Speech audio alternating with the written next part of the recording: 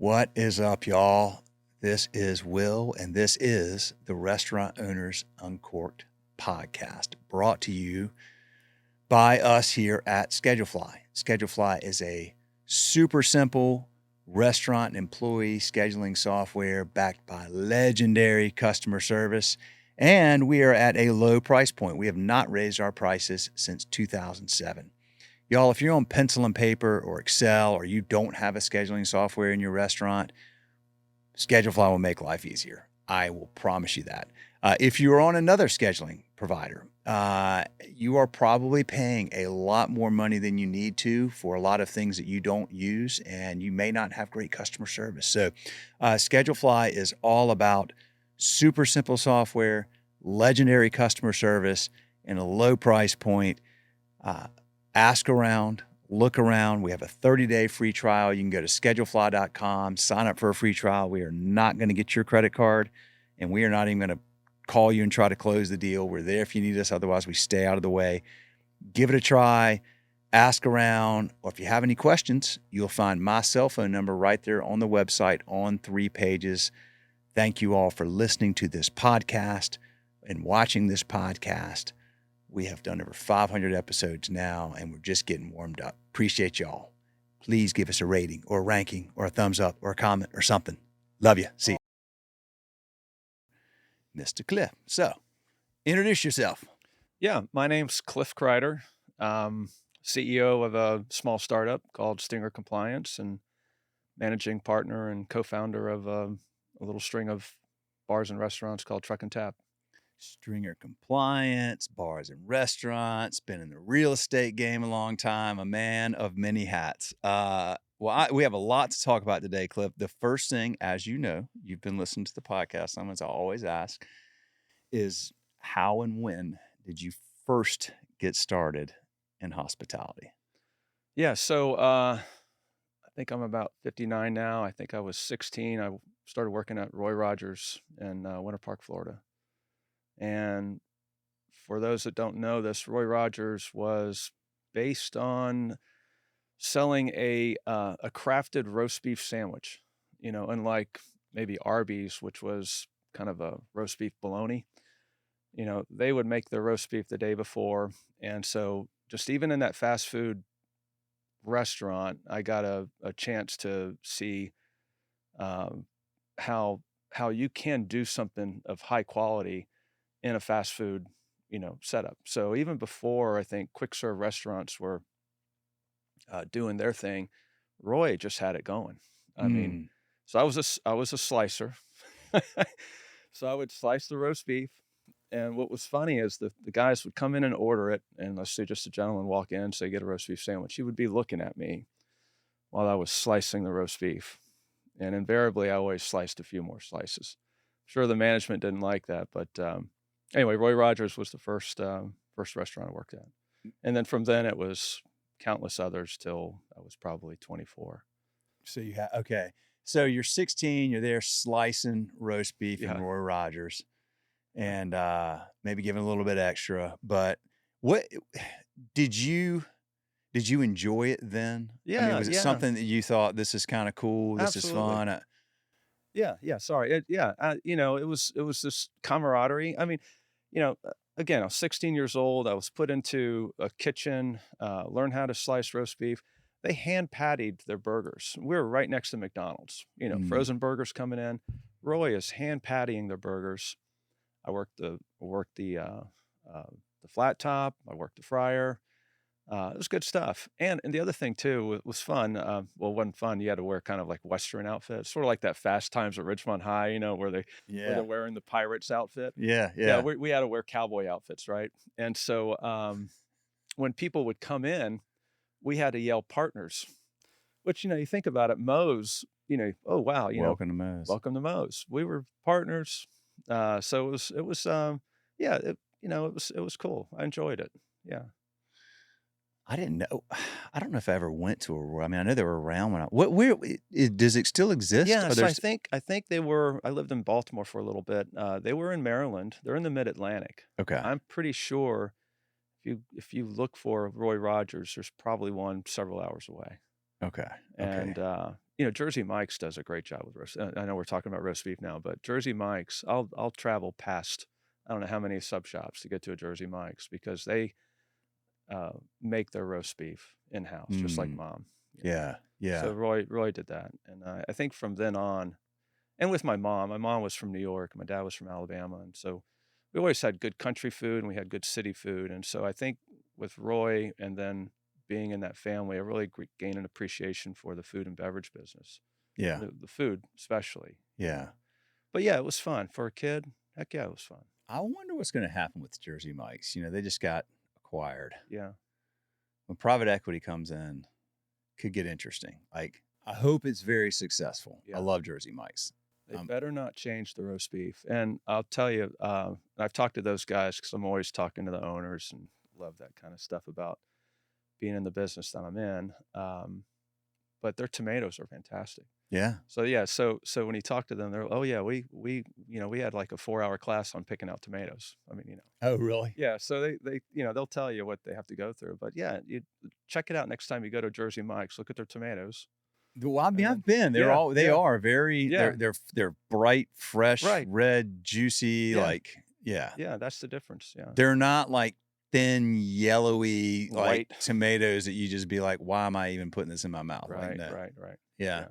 Okay. So you have these. So you do some hospitality stuff growing up, but then you spent a long part of your career in real estate. Yeah. So became a real estate appraiser. And typically real estate appraisers kind of go and validate a price being paid for a piece of property for the bank. It's typically what an appraiser has to do. It's kind of a legal thing. And so I always liked real estate. Growing up, always liked, even when we're walking through your neighborhood, I see things, I see like old buildings, new buildings. I see how land is used. So I got into appraising and really enjoyed it. But I always also like invested on the side. It was always something like I'm going to appraise here, but like an hour or two at night, I'm just going to like look for that diamond in the rough. Mm. And so I used the knowledge from appraising to always try to buy a little investment here and there, just under the radar stuff. These are like investment properties. Yeah, yeah, yeah. Commercial, residential. Yeah, both, Both. but Okay. nothing big, nothing, you don't have a lot of money, so you can't really, you can't just run out and buy a $2 million shopping center, but, Yeah. you buy a little house, you buy a duplex, you buy an office condo, things like that. And you Did spec you it out. know, based on like doing appraisals, you would see, okay, this area, it may not be highly valued now, but this is the direction things are going, and probably a property there in 5 years would be worth a lot more. Yeah, yeah, sometimes, and sometimes I'd make mistakes, Okay. Yeah. timing wise, but, while I was in college, I was on, a plan called the 8-year plan, and Where'd partly you go to college? University of Central Florida. Eight Yeah, years. yeah. Well, I went to a junior college before that. I played some tennis at a junior college in Florida, Okay. and, yeah, a as a industry kid, so I am an industry kid, so that's one thing at the bar where Truck and Tap is, I can relate to a lot of our employees because they are industry kids. They are working in the industry. Yeah. And hats off to the kids there that don't have any support from Mm. anybody else other than um, where they're working, and they're struggling. They're going through school. It's taken them 8 years, And I always Mhm. tell them, I said, just turtle wins the race. Just Mm. keep moving forward. And it's what I did. I had good support from my parents. So my 8 years wasn't because there weren't any resources. It was because I was having a little too much fun in the food and beverage business. Yeah. But Yeah. at the same time, I did invest in a house while I was in college, and it took me about 2 years to renovate. And so that got the juices flowing. Um, and so then that's when I became interested in real estate further. And then I've always said, wow, I'm in a neighborhood that's gentrifying. Let's look for signs elsewhere. If I'm in Baltimore, let's look for that area that's gentrifying. You have a degenerate kind of area, and then you have a BMW on the same street. Okay, there's some signs that you have some revitalization, you have a boarded up house, and those are easy to spot. And then it becomes the hard work of finding a property and then negotiating and executing, and that was You fun. said you renovate. I mean, did you do it yourself? Are you handy or like? No, well, so that was a yeah. So I was working at a huge facility called Church Street Station in Orlando. It's actually the reason why downtown Disney came about. Church Street. Well, it's a long story, but yeah. So I renovated it, but I also hired subs. But I was doing a lot of it myself, and that's why it took so long. Um, Looking back at it, I was also watching Bob Vila, and he was tearing down walls and stuff. Bob Probably Vila. shouldn't have been doing that, but yeah, so it worked out. Okay. Yeah, All right. So you did, but you got into that for quite some time. always as a side hustle. Yeah, Are you still? I mean, you Yeah. still do real estate. yeah, yeah. Okay. Uh-huh. You just Yeah, wear a lot of hats. yeah. So then you got. So then, what led to Truck and Tap? When did this start? And now you've got 4 places. Like, how did this all get? Yeah, so going.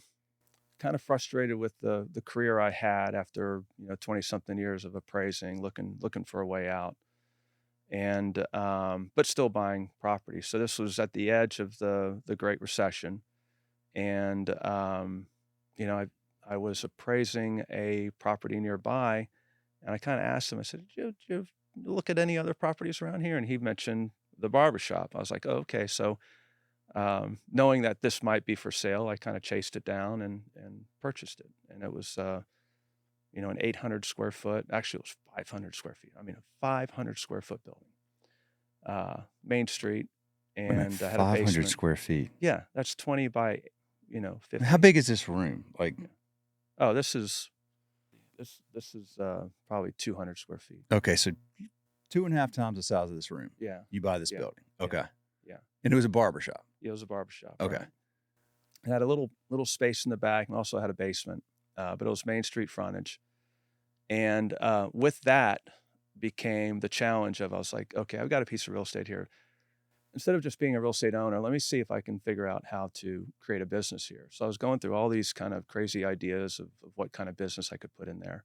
Food trucks came to mind because there's a food truck nearby that I was kind of visiting and enjoying. And I happened to do an appraisal for a gentleman that was starting just a fantastic business, a commercial kitchen.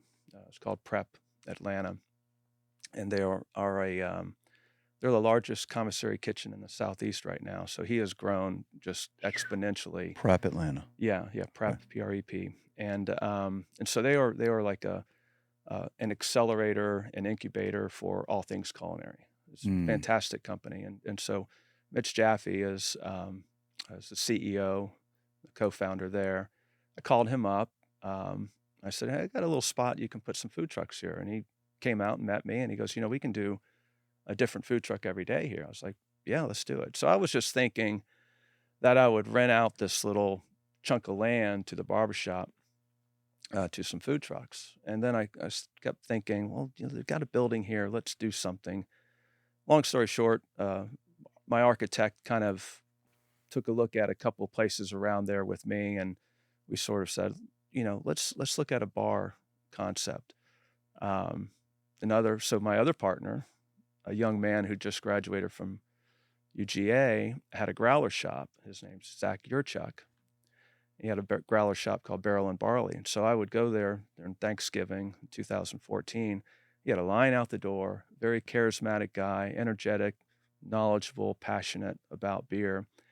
And I'm there and I'm looking at this young man and I'm looking at the line out the door and I'm thinking, my God, he's doing something right, And what he was doing was he was picking out the best beer at the time, curating it, communicating that through social media, and just being charismatic about selling it and educating and letting people taste.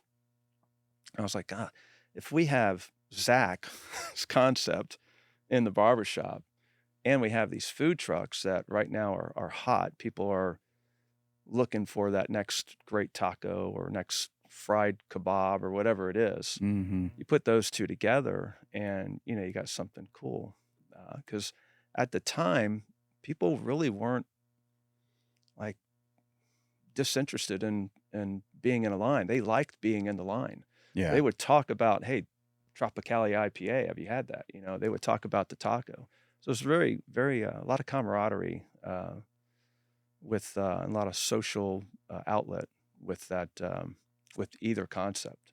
Mm-hmm. So that's what started it. And Mitch was all in, Zach was all in, and these guys can execute, so it's good to have partners that can, follow through. Yeah. I don't always follow through. You need some people that know how to get things done. Sure. So, yeah, There's a lot to excecuting on that concept. And what year was this? That was 2014. This is 14. Okay. So I bought the building in probably November, and by the end of December, Mitch and me and Zach kind of had the basis for this idea. How did you get to know these guys? So Zach, I stalked. I went over there and kind of watched what was going on. Okay. And then I've always heard about him. A lot of my friends bought beer from him. Where was he at the time? So he was on Main Street. He was just down the road. On Main Street. Yeah, on Main Street in Woodstock. Okay. Yeah, and then Mitch, I appraised for. We had the same banker, and the bank would use me for appraisals. I appraised his first facility. Okay. And so I knew his commissary kitchen leased a space to food trucks and I know it in Georgia, at least, food trucks have to have a base of operation. So his commissary is the base. Mm-hmm. Okay. So in Georgia, they have to have a base. Okay. Yeah, which is a fantastic person to interview. I mean, Mitch is just, I think they have a location in Austin. So he's grown that. Oh yeah, grown incredibly well. And so he puts these commissaries and food trucks use that as their base of operations. Mm-hmm. Right. Okay. Yeah. Got it. How many food trucks would use like the one there in Atlanta? Yeah. So we would choose. So in the very early days, I was the food truck, it's like herding cats, so I would try to talk about scheduling. I would schedule these food trucks and it was just horrible. But yeah, so out of about 30 trucks, we would schedule a different truck every day. Okay. And, we had some really good culinary experiences, Some of the best meals I've had have been on food trucks. Yeah. And some I couldn't wait to see them again. Right. So, man, Meatballers is coming. Yeah. Right, one of the best meatball subs in Atlanta, and they would just roll up to our beer garden, and that day I'd have an incredible meatball sub, And you're still doing this. I mean, yeah. I'm not scheduling anymore. We have a young lady that does that for the 4 restaurants, but I still pass by the food trucks and give it a try. Do all 4 of your restaurants have the same concept? Yeah. You've got food trucks going there. Mm-hmm. There are 4 beer gardens with 4 food truck and taps. Yeah. 4 truck and taps. Yeah. Okay. How do you schedule them? Call them up. Oh, what? It's a spreadsheet. Dude, we can make life easier for her. We'll get on that. She should do the trial. I mean, legit. But anyway, okay. Yeah, no, I had to ask. I appreciate. Yeah.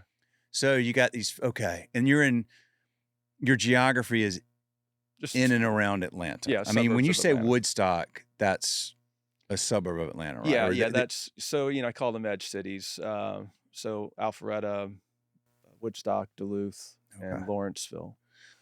And then are all of your locations a similar footprint, like small building, big parking lot? They've changed. Yeah. They've changed.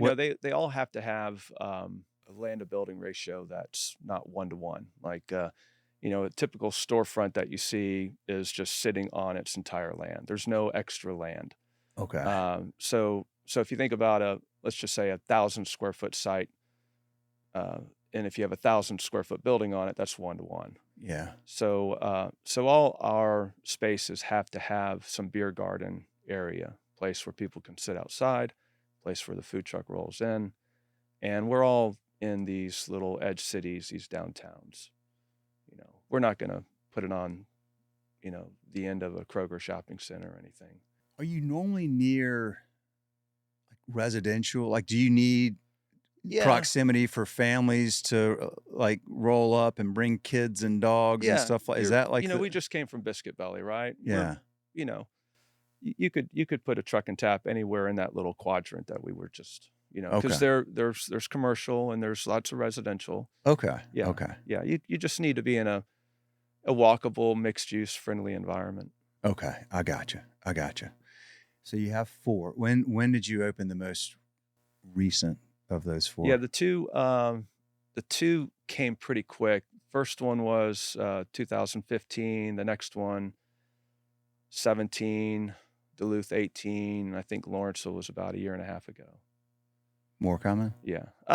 Maybe not. We'll see. We're chasing down sites, but Mitch and Zach are and myself. We all have other things that we do. Yeah. So we're comfortable where we are. We will grow if we want to grow, but it's deliberate. Yeah. It's disciplined, and we don't want to make mistakes, and we don't need to be, 10, 20 stores. Would you franchise it, or is it something you want to just keep in-house? Yeah, that's, I don't think anybody on my partnership likes the idea of franchising. Why is that? You hear stories, of losing control, legal issues. It's just, I don't think it's anything really we really want to do. Yeah. Haven't really had any high level conversations about it, but we like where we are. I like your style, man. Turtle wins a race. Just manage what you can, not try to overdo it. Don't try to, just slow, deliberate, intentional. That was my 8-year college plan, right? I'm just justifying the 8 years I spent in college. All right. Yeah. So, well, I got to come visit one of these things. I come to Atlanta every now and then. Yeah, so here's one more reason. Lots of reasons to come to Atlanta. I'm going to ask you kind of a random question, and then I'm going to get into Stinger. But being that you're in Atlanta and you're in the hospitality space, are you familiar with the Giving Kitchen? Yeah, absolutely. Yeah. Okay. Yeah. We just had a party that we that was the charity that we provided. Good. And then Truck and Tap does have events that sponsor the Giving Kitchen. Yeah, fantastic place. Yeah. I love the Giving Kitchen. Yeah. I think the Giving Kitchen's amazing. I've been there. I've met the people there. Mm-hmm. They're authentic and they're genuine and they care. And Jen Heidinger Kendrick has been on this podcast. Mm-hmm. We recorded it down there in her office, and she's an amazing woman and has built an incredible team there. So I had to ask just because I try to spread the word about them whenever I can. Well, look, it's tough. You mentioned even I can think back on all the restaurants I've worked at, food and beverage. I've worked at hotels. It's a tough business to be in if you're an employee. It's there's a lot of challenges, and the Giving Kitchen that's a sweet spot. I mean, they did it well. Yeah, it's laser focused on all things food and beverage and hospitality, and with the recent hurricanes and COVID, and I mean, everything is just banging on these guys that work in the kitchen, that work as a wait staff, work as a bartender. So it's great. They're incredible. I got introduced to them through Dave Nitzel. Mm-hmm. He had Jen in his book. He and Dave Domzowski. And for those of you listening, watching, that if you don't know the Giving Kitchen, just, Google them, go check them out. But the short version is that they help hospitality workers in crisis. And as Cliff has mentioned more than once here, it's a tough industry to work in. It's just hard. And, a lot of times you're working paycheck to paycheck. And if you are a single mom of 3 kids and you're working 2 or 3 hospitality jobs, and this is an actual example. So, and you fall and break your ankle and you're out of work and you have this incredibly expensive surgery and you're basically looking at like being evicted and being homeless, like boom, almost overnight. you call the Giving Kitchen and you put in a case, and then they figure out how to help you through that. That's what they do. They help hospitality workers that are in financial or mental health, substance abuse crisis. So check them out. There's my plug. I had to just put that in Yeah, there. I no, figured you might know them I since you're from Atlanta. yeah, financial for sure. It's I can just think right now on the in the neighborhood I live in, when I drive to Woodstock, um, I see 5 to 6 to 7 of the same faces, either walking or riding their bike to work, Mm-hmm. and they're going to a kitchen. Yeah. Yeah, yeah. And Yeah. I'm driving down the road, and they're and so that shows right there that they don't have a car.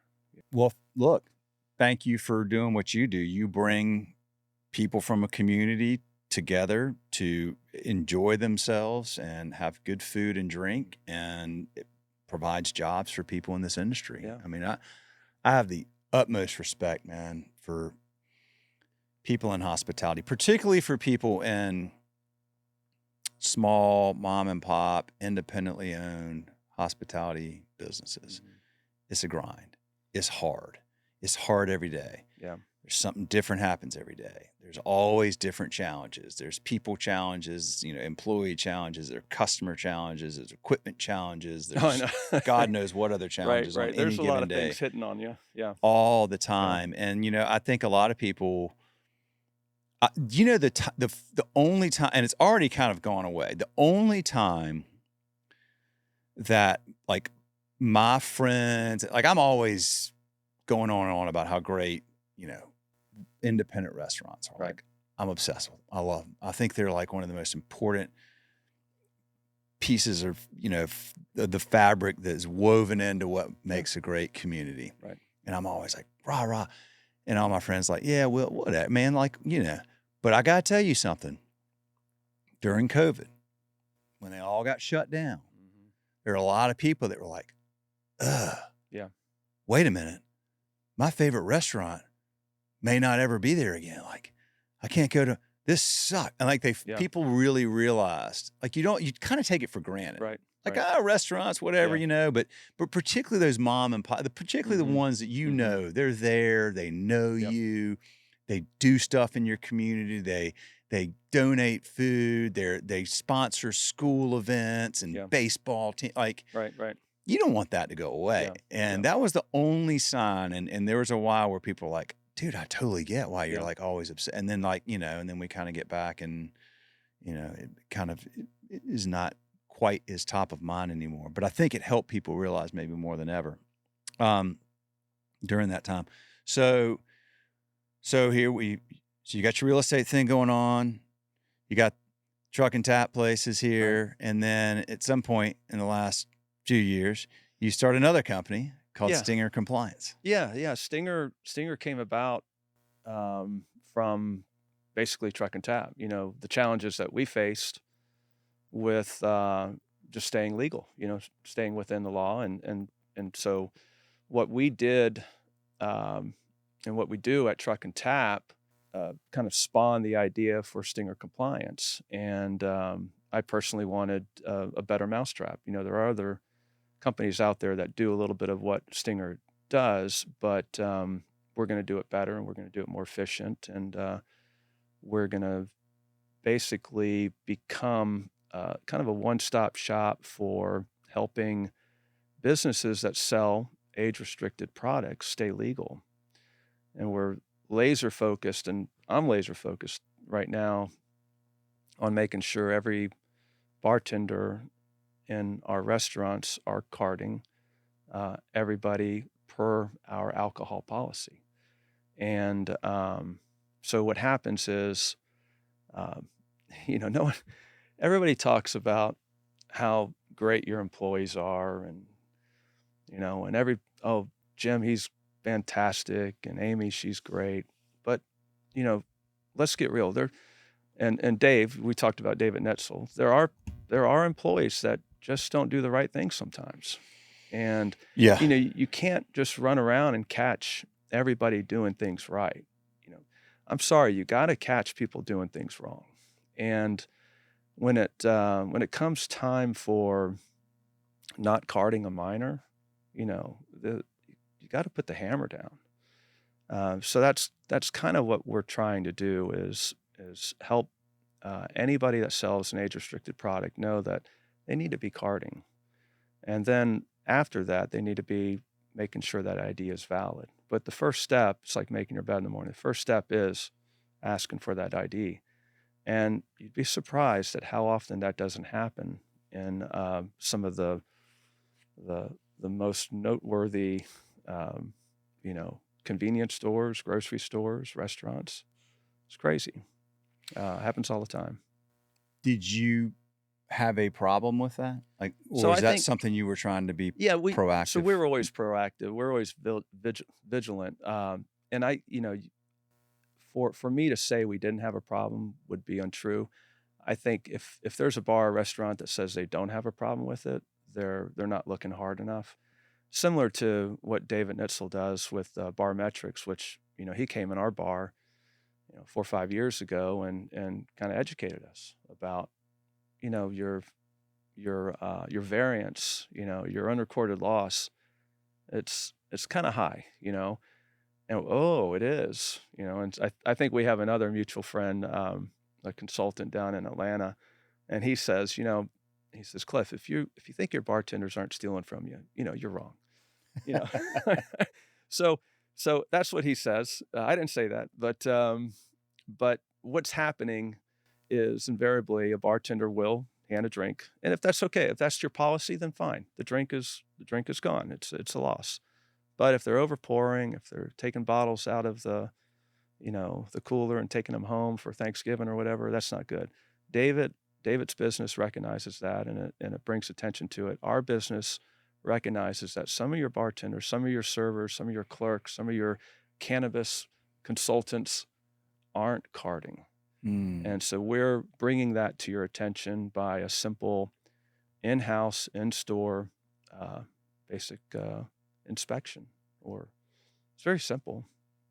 We'll have a young person, 22, 23, 24, 21, come in and just try to buy a simple, wine cooler or beer at a convenience store. And if they don't card, then that report goes to management, and simple as that. You do that enough, and companies make it known that they're shopping their employees or stinging their employees, as we call it, then that habit will quickly go away. And we've seen it. I've seen it in our company too. Do you work yourself out of business if you're good at what you do? No, you work yourself in business. Who wants to be in a bar with a bunch of kids, Well, what I mean Yeah. is, like, if you're doing a good job and that gets known, that if you Yeah, work at this gotcha. place, Yeah. then it eventually where, like, every time we come in, it's working. I They're- think at that point, what you're doing is you're validating to you're creating a record of successful stings. Yeah, You're okay. basically saying we've shopped ourselves 24 times in 1 year and we haven't failed. And should there ever be a problem in the future with a lawsuit, that becomes that right. becomes support for that attorney to say, look, this company, Joe's Bar, he's got security. He cards everybody. Not only that, but he stings himself and he's successfully passed. And here's an independent, non-biased company that he's hired. So it just becomes, I always use the expression. You remember the equalizers from the 1980s? All these little levers that Yeah. you got bass, you got mid-range, you got treble. Life is like that, right? And so operating a restaurant and compliance is like that too. To stay compliant, you've got all these little levers. So think about a real raucous club, right? How can they be compliant? They've got, kids want to get in. Kids will sneak in. I used to sneak in bars, go in the back door, whatever. I stole the UV stamp, oh, there you go. But yeah, so they've got to have security. They've got to have people that know fakes. They've got to have maybe a scanner. They've got to have people randomly, looking at other people that have snuck in. So this is all part of compliance. And it's all part of knowing what to do. So, okay. So you start doing it, you realize, okay, this is a viable business model restaurants and bars need. Then, and are you doing this? How long have you had this business set up outside of Yeah, so your about a own? year ago, a tennis friend of mine came up to me and said, "Do you have any ideas for business?" He's a high level programmer with a Fortune 100 company, and I Okay. said, "Well, yeah, I got this idea about kind of Uberizing the stinging process." And so he built the whole back end to our website. We have an app that would be used once we get a little bit bigger when we scale. So we've had the concept for about a year. We finally went live maybe about 3 weeks ago. Okay. Yeah. So we've got a handful of clients, and we brought on David Netzel to help us. He's our chief strategy officer, and you know we're going full steam in 2025. So concentrating on the ID checks and Okay. looking at some of the convenience stores and the grocery stores, as well as the food and beverage business. Yeah. Okay. Yeah, that makes a ton of sense. Yeah. Convenience stores, grocery stores. Dave Nitzel's awesome. Let me just Yeah. put that in. I've known that guy for a few years now. Huge respect for him. Um, okay. So I've got my bar, and I guess, okay, well, let me take a step back. Let's say you don't have Yeah. this service, and like, how do you get busted for Yeah. this? So ABC board, like, how do yeah, people? exactly. Yeah, Yeah, the ABC board. is There it different in every state, or? it is. So if you're in a little city, then it's usually that police department that will set up stings, and I call them municipal stings. And Undercover? and oh yeah, yeah, for sure. They Barney Fife you. Yeah, they get a little Barney Fife 19-year-old to try to buy something, and they've got the cops in tow. And if you fail, it's a misdemeanor. I've heard stories about local bars in our immediate area, um, with bartenders being escorted out. Okay. You know, um, in that case, it's a big deal. Um, you know, there's a high level convenience store in our area that was failed a municipal sting. They will be out of business for a year. I think it was their second time they failed. Oof. So Really? yeah, well, actually, no. They will be out of business for 30 days selling alcohol. High So level convenience yeah, store, yep, no alcohol, yep, 30 days. yep. One That of is a one of the big boys, right? expensive. Yep. And so Oof. my lawyer friend said it takes them over a year to get back to where their sales would have been had they not been closed for 30 days. So people have new habits. They will go to the other convenience store to get gas in their Yeah. six pack or their Colt Right. Right. 45 or Right. whatever. Yeah, so it's a big deal. It's a very costly mistake. Um, okay. So let's say they are carding. Yep. Take the convenience store. Young kid goes in, 18 years old. Clerk's like, I want to see your ID. Yep. Dude hands over an ID, says, this is Wil Brawley. He's 22 years old. Okay. Yeah. Have I done my job? Yeah. So not a lawyer. I think. How do you, I mean, how, Yeah. like, how do you, because people use fake IDs Right. all the time, but Yeah. how culpable is an employee? Like, the employee could go, well, it looks real Yeah. to me. Like, how much is there and let's just say, look, first of all, my daughter's in college. Mm-hmm. She's at Penn State. Right. She has a fake ID. Yeah. And I mean, like, full on fake Oh, ID. yeah. Like, Yeah. you can get these. I remember having we tried to, I mean, like, back in the day, Back it in wasn't the the day. same thing. Like, I had a Yeah. fake ID that I wound up with because a friend of mine found it on the ground Yeah. at a Dave Matthews concert at Wake Forest. And the kid's name was William Wayne Scott. And he Yeah. was from New Orleans, Louisiana. And he looked a lot Yeah. like me. And he was old enough. So for 2 years, until I turned 21, I was and my name's Will. I So know, it worked that worked out I really was well. William Yeah. Wainscott, and Yeah. that's what I used. That was a Yeah. legitimate ID, and he looked enough, pretty Yeah. darn similar to me. Mine was Richard Wheelwright. Yeah. My friend worked at Mario Andretti Grand Prix in high school, and so he was selling IDs on the side.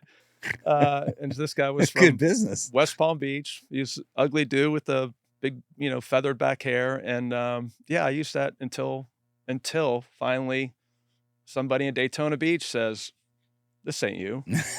Kept my ID, and I'm like, "What?" Then you're screwed. But Yeah. I mean, now you can get one that says you're like, Oh yeah. so then, Yeah, so again, not a lawyer. If a 12-year-old comes in with a fake ID, yeah, I mean, come on. right. But a lot of these kids, they could be 21, and if they have a fake ID, it is your responsibility to check. Yeah. And if you're suspect, you need to ask some questions. But I will tell you, we've done a lot of research in some IDs. My bar, our bars, I've got partners. We have a cash reward for every fake ID caught. I think we caught like 13 the other day. It was a real big night because all the kids are back from college. Wow. And yeah, so we are catching fake IDs, and the security guys will tell you a lot of times it's in the picture. They know how to look at the picture to kind of clue them in. Sometimes it's the flimsy material. Sometimes it's the edges. Those are all sort of, let's say, intangible type of tells. Yeah. The tangible tells are actually quite easy. I can take a Georgia ID right now and just look at it, and if the peach is lighter in color on the front, it's probably a fake. If the star, which is on the upper right-hand corner, is chunky, like the Star of David, and not pointy, it's probably a fake. I can take my iPhone, shine a light through the front, turn it over on the back, and if it glows a certain way, instead of like orange, if it glows a different color, like lavender or whatever, it's a fake. I can take a UV light, shine it, and all of a sudden take a UV light on your card now, and you'll see all these little designs and things that are on there. The Georgia ID has these big stars all over the front of the ID. The real ID, if you turn it over, there's no stars on the back.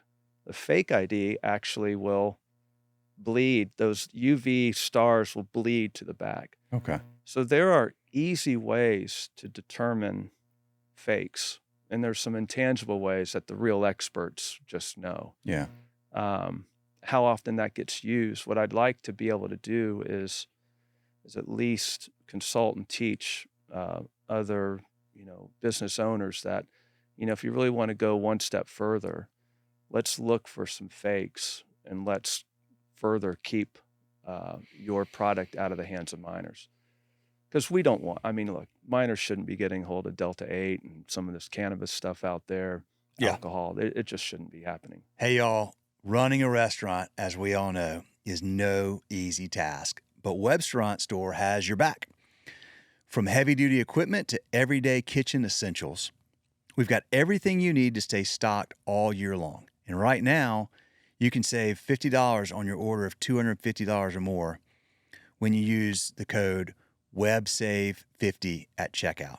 That's WEBSAVE50, WebSave50.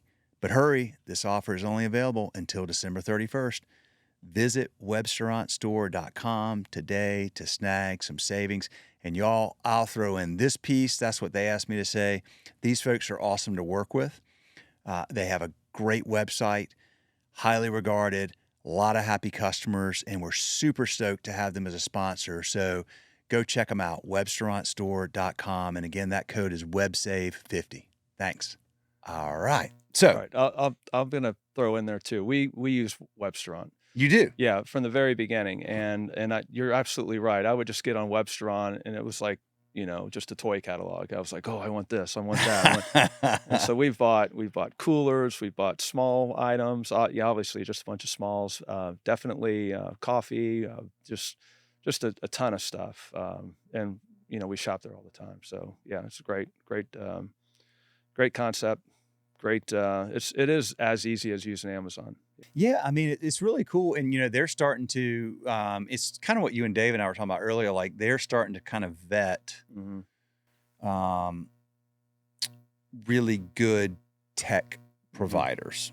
And so we're really fortunate that we're going to be, for scheduling, we're going to be on there as one of the scheduling options coming up, I guess, probably starting in January. So, but I like them. I mean, I was like, when I first heard about them, I was like, but I think they're great. Yeah. They're easy to work with. And everybody I've talked to, like all of my customers that I've talked to that use them, like they've all had just positive interactions. Yeah. Like it's easy. They got everything, like, all good stuff. So, okay. So we got Stinger, you got it going.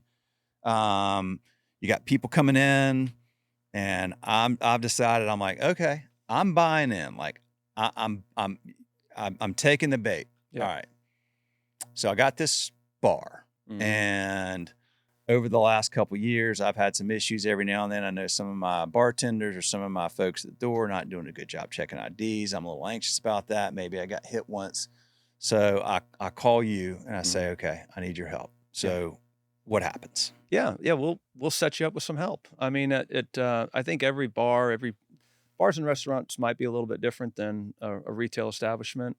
But I think it all starts with an alcohol policy or a policy for what it is you're selling. And let's just stick with the food and beverage. That needs to be basically a contract between, employees have the big giant book. Not necessarily does the employee read every word or even read it, but if they have a sheet of paper that says alcohol policy as part of the onboarding, and that you have to sign, but you have to read first, and it says, I will not overpour, I will not drink on the job, I will not do this, I will not do that, I will card everybody over 40, under 40. That needs to be signed first and foremost. So there can't be like, well, I didn't know I wasn't supposed to card, someone. I thought they looked 22, Right. So that has to be established. And a lot of companies just don't have that, and they don't make it a priority. So that has to be first and foremost. If we go in and start stinging, it's as simple as 5 minutes on a onboarding on our website, and I can tell you, my business partner, the director of ops, Zach, he lots of times he doesn't want to talk to anybody. He just wants to show me where to get it done, and okay, I want it twice a month. I want it Fridays and Saturdays. I want it between these times. That's great. If you need to talk to someone, we're here. Your website's I did go to your website, and I went through the process up to where I don't actually have a business to do it. But I mean, it was very easy to just go get started. Yeah, thank you. Yeah, and that's how it should be. So guy like Zach, guy like myself, we want something like this to be automatic, automaticity. We just want it to a fire and forget missile. And we also want to see these reports coming in that say we passed.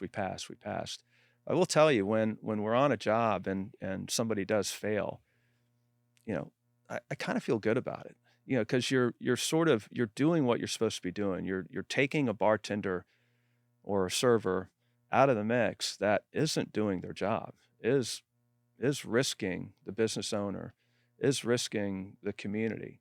So, bars and restaurants, even in New York City, they're requiring IDs for supplements. Like a kid, an 18-year-old, you need to be 18 to buy creatine, things like that. So really?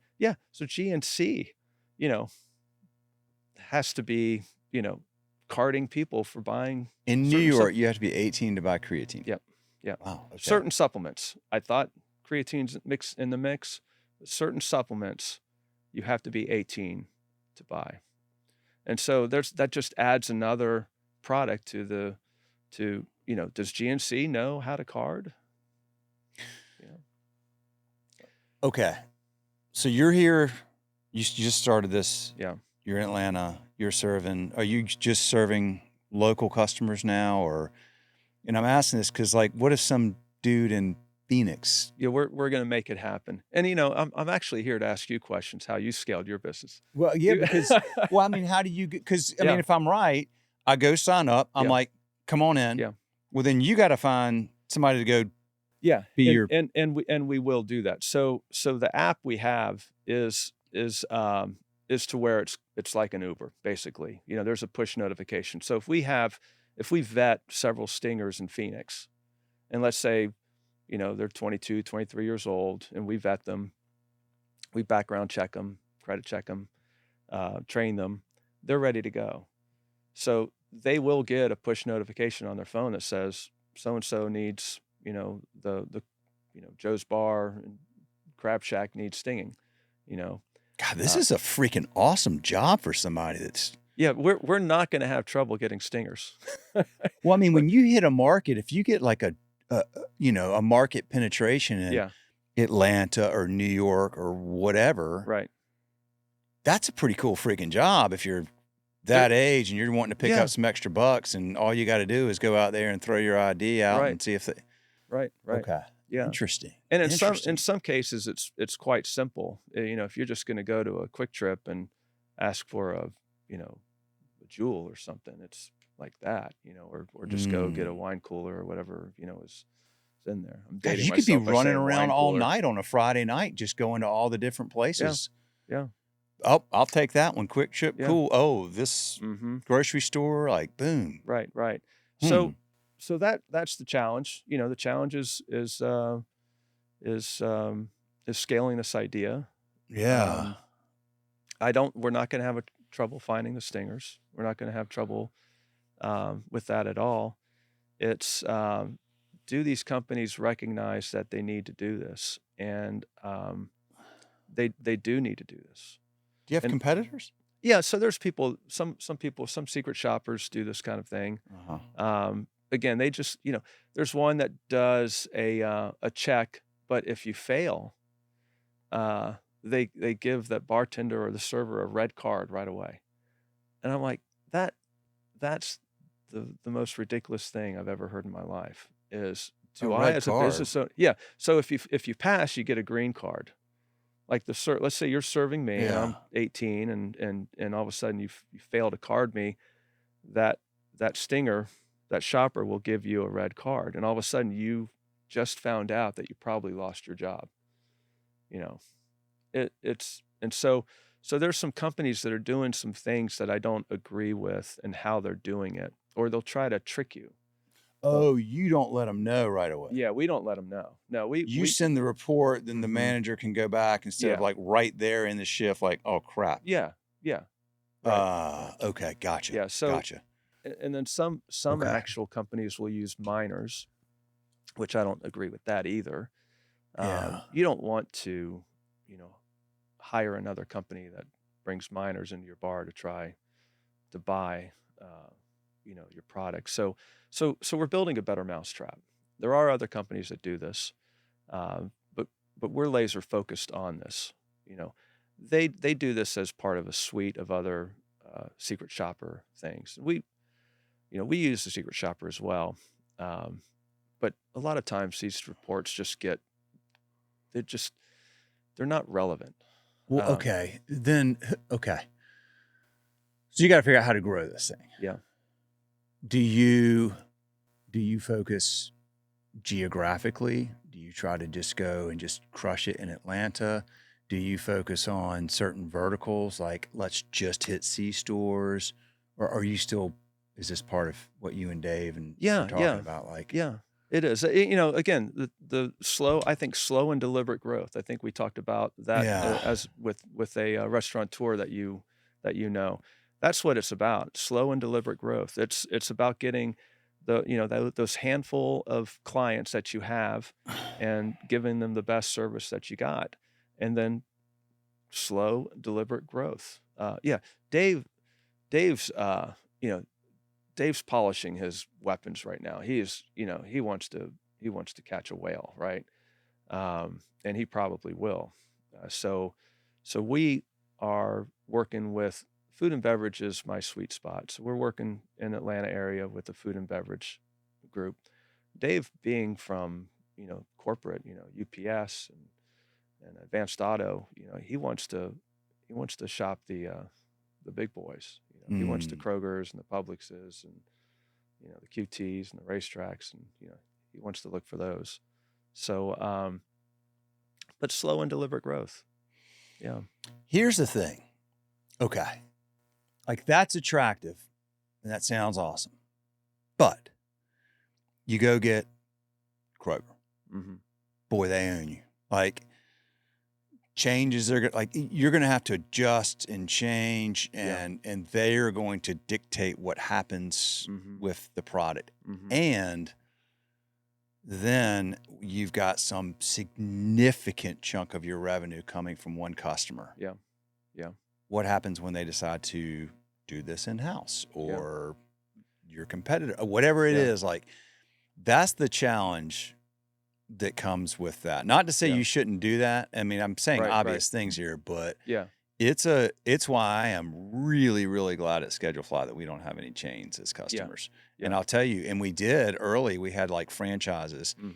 And we still have franchises. Biscuit Belly's one, and we love them, and we hope a lot of them sign up. But here's the problem with franchises. Dude, we had 88 or 84 or 92, whatever it was, mellow mushrooms that used Schedulefly. Yeah. On their own. Right. We didn't sell to them. We did the same thing we've always done. Yeah. We make our product really easy to use. We stay out of the way unless they need anything. And when they do, I mean, the freaking bat phone rings and we are on it. Yeah. And that's it. And then one day we get all these phone calls from all these mellow mushroom franchisees and they're pissed. Really? Well, we have to effing cancel Schedulefly because they're making us switch over to hot schedules and this sucks and we hate hot schedules, but they're forcing us to do it. Yeah. So see what happens with those, like in that situation with the franchises, like franchisors will often allow a lot of autonomy to a point, but then the bigger that franchisor gets and the bigger that organization gets, you're always going to get more top down and somebody goes, oh, no. We need to have these other things and that, and maybe there's also some back end, who knows? Yeah. Gone. Just like that. Right. Just. Yeah. So I like the fragmentation. Yeah. Because there's no one customer that's going to call us any given day and say, we're moving on or we're whatever, this, that, or the other, we even bat an eye. Yep. That's pretty cool. Yep. And with the independents and the mom and pops, you're really like, you're helping people whose livelihood and blood, sweat, and tears, and this is their baby. And if you're making a difference in that business and you're saving them from being closed down or not being able to sell alcohol, whatever, then that's rewarding, right? So there's some balance of like, you got to have a successful and a profitable business. Right. But then like what comes with that versus like, okay, so we're helping, 3,000 Kroger locations. I mean, that's cool and that's profitable. But there's a lot that there's risk that comes with that, right? So there's no right answer. It's just that.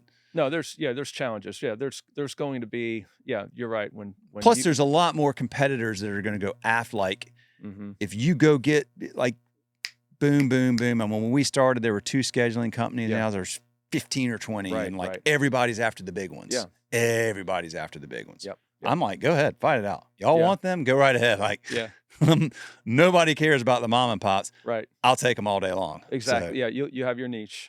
You know? And so that's where we are. We're gonna, you don't know. It's like having a child. You don't know what that child's gonna look like, how it's gonna behave. Yeah.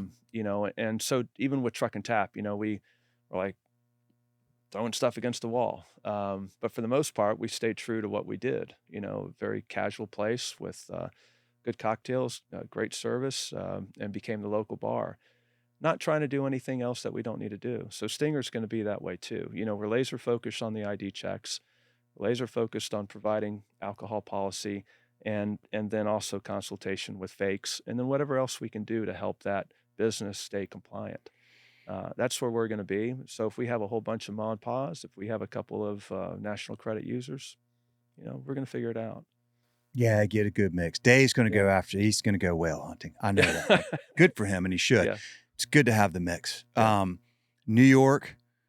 I mean, I would think like blue states for y'all. Yeah. Where there's just a lot, like California or New York, Yeah. like where there's just, I mean, like you have to buy creatine, you have to be 18, like states like that. I'm gonna have like to Google that. I certainly don't want to. But I know, but your point is like there are states where there's going to be a lot more highly regulated, which gives y'all more opportunities to help with enforcement. Absolutely. And the good thing about New York, particularly just for restaurants and bars, dude, there's like freaking they're everywhere. 10,000 of them in New York City alone. Well, and we keep talking about restaurant bars, but the cannabis, Delta 8, it's all that they're opening up everywhere. And I started. I graduated high school in '82, so '83 I was in college. And back then, if you got pulled over for DUI, the cop may have just said, "Sleep it off," or "Park your car, walk home." But Mothers Against Drunk Driving was just coming on strong right around that time. And I kind of feel like that's going to happen a little bit with this, with all the vaping going on. A lot of bad stuff's happening with some kids that are getting hold of it. And it's addictive as hell. I hate it. My son is senior in high school. That, oof. I don't even start on that. But no, and changes things in your brain. And so I feel like that. I feel like advocacy groups are going to be really propelling this idea. So I think is this business? Yeah, it is, but I think it's almost like business to everybody.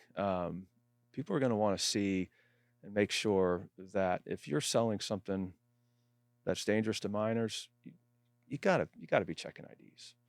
And again, we've popped in on a lot of these places around our neighborhood, and you would think that the big boys are doing it all the time, but they're not. And it gets back to, they may have a policy, but they're not executing it through their frontline employee, and that frontline employee needs to be revealed as not being, helpful. Yeah.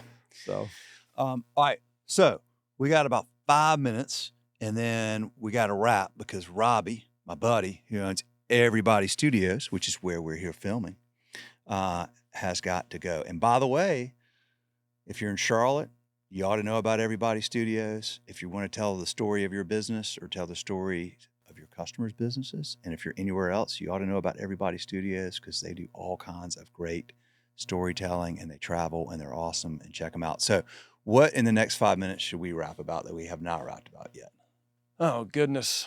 If anything, we may have covered it all, man. I love your business. Yeah, I'm a thanks. big fan. I want to tell Schedule Fly's customers about y'all, so we'll talk more, you and Dave and I. Yeah, I appreciate it. No, Very needed. I think we did great. I think this is a fantastic outlet, and I think I listened to 3 of your shows on the way over here, and I think we'll listen to 3 more on the way back. So good deal. Can you, so not to put you on the spot, but of any of the ones you listened to, is there anything that stood out? Somebody said something, or like one of the people that you were really interested in, or just? Yeah, I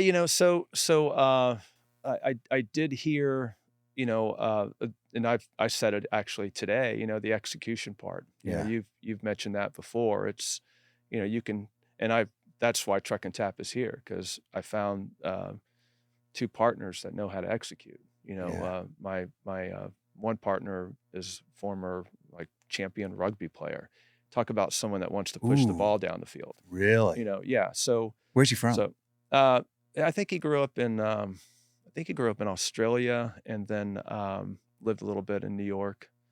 But he's and then went to school in Arizona. So yeah, he was a tennis player in the beginning, and then turned into rugby. I was a tennis player and still am. I could never do rugby. But getting back to the execution, that's what it's all about.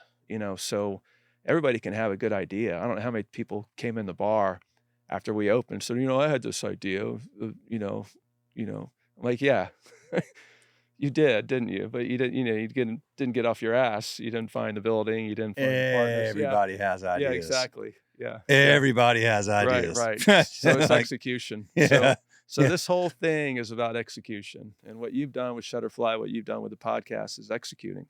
It's taking time out of your day, not watching Netflix and sacrificing something to sit here and interview people, So good for you for it's selfish because I learn all the time. Yeah. I learn so much talking to people like you. Every single person I talk to, I learn. Yeah.